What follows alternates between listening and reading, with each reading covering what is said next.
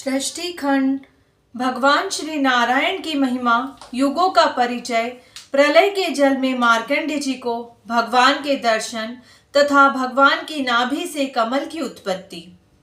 भीष्म जी बोले, भ्रमण, आपने भगवान श्री रामचंद्र जी की महिमा का वर्णन किया, अब पुनः उन्हीं श्री विष्णु भगवान के महात्म्य का प्रतिपादन कीजिए।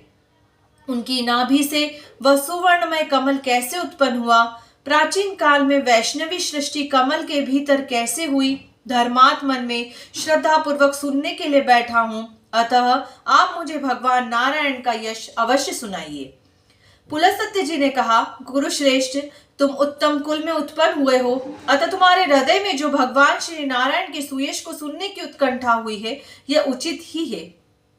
पुराणों में जैसा वर्णन किया गया है, देवताओं के मुख से जैसा सुना है, तथा द्वैपायन व्यास जी ने अपनी तपस्या से देखकर जैसा बतलाया है, वह अपनी बुद्धि के अनुसार मैं तुमसे कहूंगा।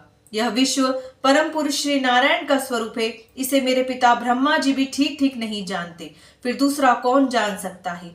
वे भगवान नारायण ही महर्षियों की गुप्त रहस्य, सब कुछ देखने और जानने वालों के परम तत्व, अध्यात्म वेताओं के अध्यात्म, अधिदेव तथा अधिभूत हैं।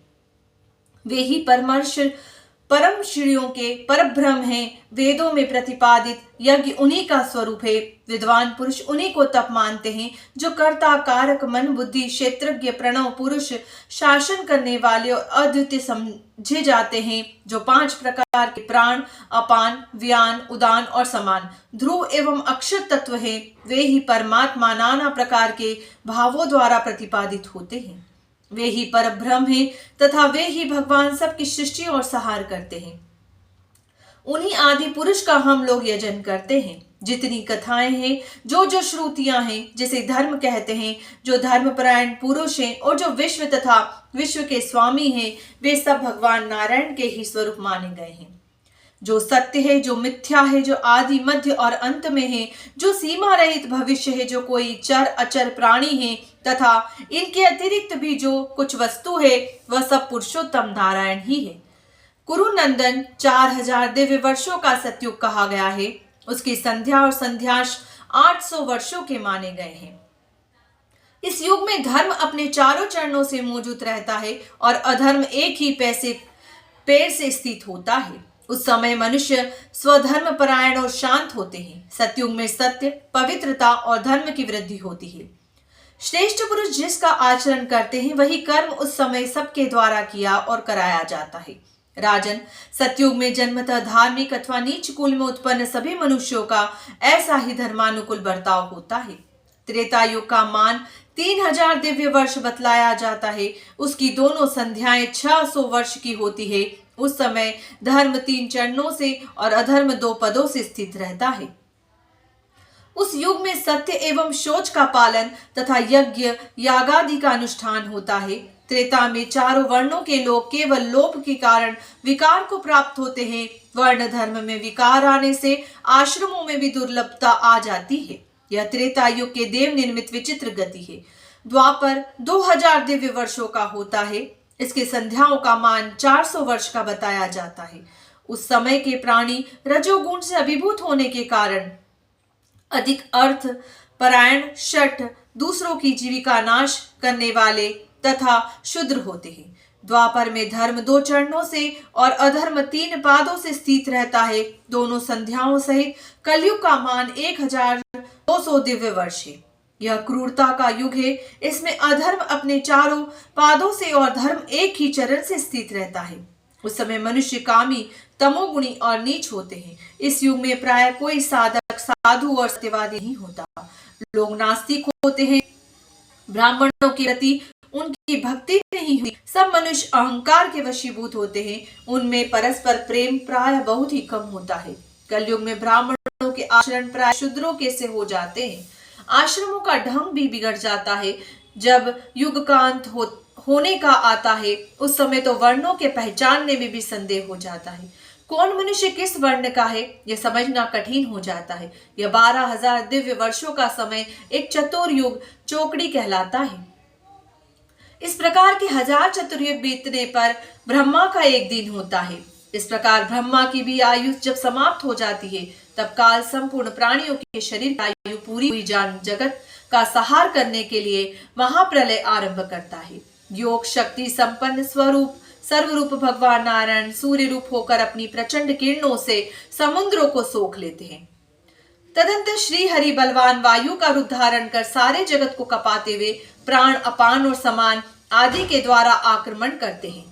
घ्राणेन्द्रिय का विषय घ्राणेन्द्रिय तथा पार्थिव शरीर ये गुण पृथ्वी में समा जाते हैं। रसेंद्रिय उसका विषय रस और स्नेह आदि जल के गुण जल में लीन हो जाते हैं। नेत्रेंद्रिय उसका विषय रूप और मंदता, पटुता आदि नेत्र के गुण ये अग्नि तत्व में प्रवेश कर जाते हैं। वागेंद्रिय और उसका विषय स्पर्श और चेष्टा आदि वायु के गुण ये वायु में समा जाते हैं। श्रवणेन्द्रिय और उसका विषय शब्द तथा सुनने की क्रिया आदि गुण आकाश में विलीन हो जाते हैं। इस प्रकार काल रूप भगवान एक ही मुहूर्त में संपूर्ण लोगों की जीवन यात्रा कष्ट कर देते हैं। मन, बुद्धि, चित्त और क्षेत्रज्ञ ये परमेश जी ब्रह्मा जी में लीन हो जाते हैं और ब्रह्मा जी भगवान ऋषिकेश में लीन हो जाते हैं। पंच महाभूत भी उस अमित तेजस्वी विभूत में प्रवेश कर जाते हैं। सूर्य, वायु और आकाश के नष्ट हो जाने तथा सूक्ष्म जगत के लीन हो जाने पर अमित पराक्रमी सनातन पुरुष भगवान श्री विष्णु सबको दग्ध करके अपने में समेट कर अकेले ही अनेक सहस्र युगों तक एकार्णव के जल में शयन करते हैं। उन अव्यक्त परमेश्वर के संबंध में कोई व्यक्त जीव यह नहीं जान पाता कि ये पुरुष रूप कौन है। उन देव श्रेष्ठ के विषय में उनके सिवा दूसरा कोई कुछ नहीं जानता। भीष्म, एक समय की बात सुनो।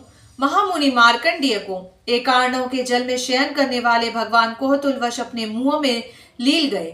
कई हजार वर्षों की आयु वाले वे महर्षि भगवान के ही उत्कृष्ट तेज से उनकी उदर में तीर्थ यात्रा के प्रसंग से विचरते हुए पृथ्वी के समस्त तीर्थों में घूमते फिरे। अनेकों पुण्य तीर्थों के जल से युक्त वन और नाना प्रकार के आश्रम उन्हें दृष्टिगोचर हुए। उत्तम दक्षिणाओं से संपन्न यज्ञों द्वारा यजन करने वाले यजमानों तथा यज्ञ में सम्मिलित सैकड़ों ब्राह्मणों को भी उन्होंने भगवान के उदर में देखा। वहां ब्राह्मण आदि सभी वर्णों के लोग सदाचार में स्थित थे। चारों ही आश्रम अपनी अपनी मर्यादा में स्थित थे। इस प्रकार भगवान के उदर में समूची पृथ्वी पर विचरते बुद्धिमान मार्कंडेय जी को 100 वर्षों से कुछ अधिक समय बीत गया। तदंतर वे किसी समय पुनः भगवान के मुख से बाहर निकले। उस समय भी सब और एकार्णव का जल ही दिखाई देता था। समस्त दिशाएं कोहरे से आच्छादित थी। जगत संपूर्ण प्राणियों से रहित था। ऐसी अवस्था में मार्कंडेय जी ने देखा एक बरगद की शाखा पर एक छोटा सा बालक सो रहा है। यह देखकर मुनि को बड़ा आश्चर्य हुआ। वे उस बालक का वृतांत जानने के लिए उत्सुक हो गए। उनके मन में संदेह हुआ कि मैंने कभी इसे देखा है। यह सोचकर वे उस पूर्व परिचित बालक को देखने के लिए आगे बढ़े। उस समय उनके नेत्र भय से कातर हो रहे थे। उन्हें आते देख बाल रूपधारी भगवान ने कहा, मार्कंडेय, तुम्हारा स्वागत है, तुम डरो मत, मेरे पास चले आओ। मार्कंडेय बोले, यह कौन है जो मेरा तिरस्कार करता हुआ मुझे नाम लेकर पुकार रहा है?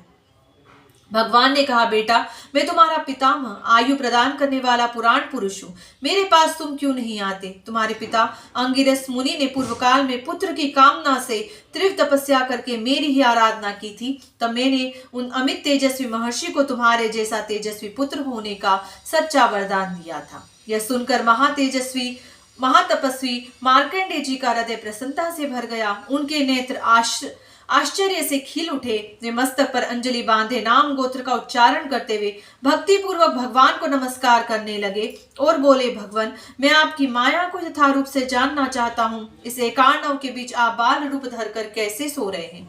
श्री भगवान ने कहा, ब्राह्मण, मैं नारायण हूँ, जिन्हें हजारों मस्तक और हजारों चरणों से युक्त बताया जाता है। वह विराट परमात्मा मेरा ही स्वरूप है। मैं सूर्य के समान वर्णमाला तेजो में पुरुष हूँ। मैं देवताओं को भविष्य पहुंचाने वाला अग्नि हूँ और मैं ही 7 घोड़ों के रथ वाला सूर्य हूँ। मैं ही इंद्र पद पर प्रतिष्ठित होने वाला इंद्र और ऋतुओं में परिवत्सर हूँ। संपूर्ण प्राणी तथा समस्त देवता मेरे ही स्वरूप है। मैं सर्पों में शेषनाग और पक्षियों में गरुड़ हूँ। संपूर्ण भूतों का संहार करने वाला काल भी मुझे ही समझना चाहिए। समस्त आश्रमों में निवास करने वाले मनुष्यों का धर्म और तप में मैं ही हूँ।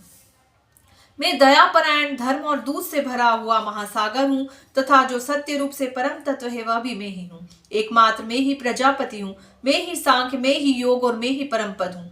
यज्ञ क्रिया और ब्राह्मणों का स्वामी मैं ही हूँ। मैं ही अग्नि, मैं ही वायु, मैं ही पृथ्वी, मैं ही आकाश और मैं ही जल, समुद्र, नक्षत्र तथा 10 दिशाओं में ही हूँ। वर्षा, सोम, मेघ और भविष्य इन सब के रूपों में मैं ही हूँ। क्षीरसागर के भीतर तथा समुद्रगत बड़वाग्नि मुख में मेरा ही निवास है। मैं ही संवर्तक अग्नि होकर सारा जल सोख लेता हूँ। मैं ही सूर्य हूँ। मैं ही परम पुरातन तथा सबका आश्रय हूँ।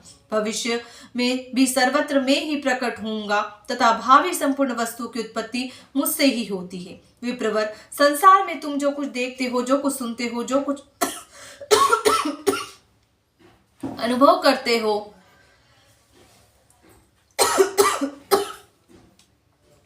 उन सबको मेरा ही